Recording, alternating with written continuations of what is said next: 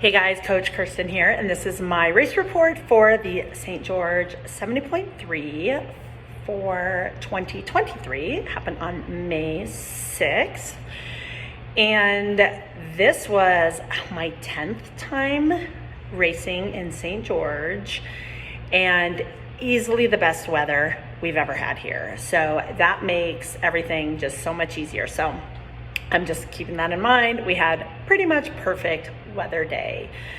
So I ended up driving to St. George with my friend Ashley on Thursday. We checked in Thursday and then just hung around. On Friday, we did go for a little swim at the pool, and that was about it. We had to check in all our equipment Friday, and I had a issue with my front tire wouldn't stay inflated. And I had people we were staying with look at it. They fixed it. We thought they fixed it, and when I went to go drop off my bike for bike check-in, it was already almost flat, and I couldn't find any leaks anywhere. So I dropped off my bike, but took my wheel with me and went to the Play Try people in the expo, and they put some extra sealant in it and said, "Oh, we just need extra sealant," pumped it up. And I was like, okay. So when we almost got to the car leaving, it started making all sorts of noise. It was like, psh. So I took it back to Play Try, and they realized that the rim was taped really poorly, so it was letting out a lot of air. So they retaped it all, fixed it all, and phew, that was a close one, because I was kind of a little nervous because that wouldn't have been good if my tire didn't hold air. So anyway, I was a little stressed about that, and we got back to the house a little bit later than I wanted to, but ate dinner, relaxed, had time to relax, go to bed early, and I actually had a pretty good night's sleep compared to most races. I think I slept about 7 hours. We woke up at 3:45 and packed everything up and headed out to the buses. So in this race, it's a point-to-point race, so there's two different transitions. So there's the first transition is up at the res. In Hurricane, it's the Sand Hollow Reservoir. And then the second transition is in town, right on Main Street in St. George. So you have to drop off everything separately, so you have to make sure you have everything. So if you haven't done a race like that before, I would definitely connect with someone who has, just to make sure you have the right stuff in the right bag. You do have access to your bags usually in the morning in case you did forget something. And the buses leave from the second transition, so you can check everything there. And then the race starts at the first transition, so you can check everything there. So we got there plenty of time, set everything up, put my wheel back on my bike, went for a little bit of a run, a couple porta potty stops, the usual. And race started at 7, so I got lined up about 6:40. I lined up in the 30-minute swim time, so this is a rolling start, which is a really safe way to start, and it's easy for especially new people, because you self-seed yourself in the approximate time that you're going to finish. So if you think you're going to finish the swim in 45 minutes, you seed yourself with other people who are going to finish in 45 minutes. And then, so when you're swimming together, you're not swimming over each other, you're not getting swum over, you're all kind of going at the same pace. So it's a really safe way to start. So this race had a rolling start. I seeded myself at 30 minutes because I typically get around 30 minutes for my swim, and I was really excited. I felt good going in. The water temperature was between 60 and 62, depending who you ask, which is pretty decent for that course. Sometimes the water is like 56, sometimes it's like 62, 63, so it was actually a good temperature. So I get started, I run in, and this is the third time this has happened to me in the last 3 years, is I had a panic attack when I first entered the swim. And the other 2 times it's happened is when the water's been really warm. So I thought my panic attack had to do with being in water too warm, that I felt like I was like too hot. But this water was 60, it's actually pretty perfect. It's a little on the chillier side, but not like freezing. And I was like, when I first got in, I'm like, oh, this water feels amazing. And then I started having a panic attack where I feel like I can't breathe. And then I start getting like tingly and freaked out. So I started telling myself, like, I slowed down. I'm like, just relax, just relax. But that was, for some reason, making it worse. So the more I told myself to calm down, relax, this is easy, you can do it. I was trying to self-talk. and it was feeling worse and worse the more I was saying those things, which I don't know why. I'll have to look into that. But so I started doing some breaststroke and just being like, okay, just calm down, relax, it's okay. And it wasn't feeling okay. So I swam over to the jet ski that was right at the first buoy. I mean, this is way before the first buoy. This is literally the minute I got in the water. So I swam over to the jet ski and I said, can I hang on here? And he said, yeah, I won't move at all, because if he moved forward with me on it, then I could be disqualified. So he just hung out there, and I hung out there for, I don't know how long. I don't wear a watch when I race.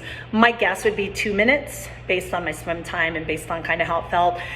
I just took some deep breaths, and at first I was like, oh, I need to take off my wetsuit, because that's what I did a couple years ago in a race. I was feeling that way, and I took off my wetsuit and felt better.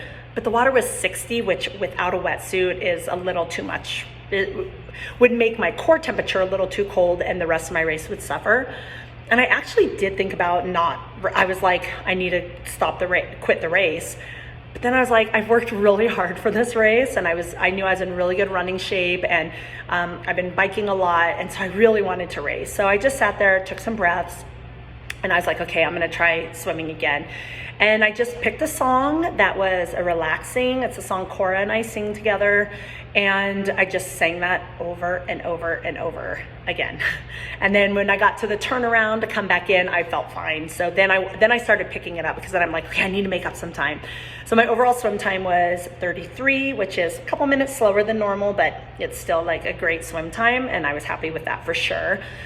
So got out of the swim, and it wasn't too cold. Like the last year in St. George, the water was cold, the air was freezing, and I mean, I was numb, I couldn't run, it was really hard. This wasn't like that at all. The water temperature of 60 to 62 degrees was actually, for me, pretty perfect. My transition felt easy. I didn't have problems tying my shoelaces or anything like that, putting on my helmet. I wear glasses, like prescription glasses under my helmet, under my shield. And I was going to put on the strap, and the strap broke. And I was like, well, I guess I'm gonna try it without the strap. So I thought they might like bounce around, but nothing happened. Like, I didn't even notice. It was actually perfect. So good to know I don't need the strap. I kind of took my time in transition, just because, I mean, it wasn't slow, but I didn't like rush. I sat down, I tied my shoes, I like took a couple breaths, I did everything pretty relaxed. My bike was right next to the bike out, which is like the perfect place for transition. So I was really lucky with that. So headed out, jumped on my bike, and felt really, really good. And I don't wear a watch, so I had no idea like what my time was, but I felt really good. And I had that swim behind me. I did keep saying like, I just want to get through this swim, which is really weird, because the swim is my favorite part of a race, and I love swimming. But I just, that anxiety feeling, it's just like it's a horrible, if ever you've had one. I know a lot of people have had them in open water. It's really scary. Like, I feel like I'm going to die. Like, literally, it's really freaky. So I was off on the bike, and I felt really good. And one thing I was thinking about on the bike, so I haven't biked outside very much this year, but I biked inside a lot. And when I did this same course in October, and I was freezing, I kept thinking like, I'm gonna warm up, because this course is pretty hilly. So I'm like, oh, I'm gonna warm up because there's gonna be all these hills. And I felt like I never warmed up. So I'm like, there's a lot more downhill than I thought there was. I thought there was more uphill, but when you're freezing and you're trying to warm up and you keep going downhill, you're like, there's so much downhill.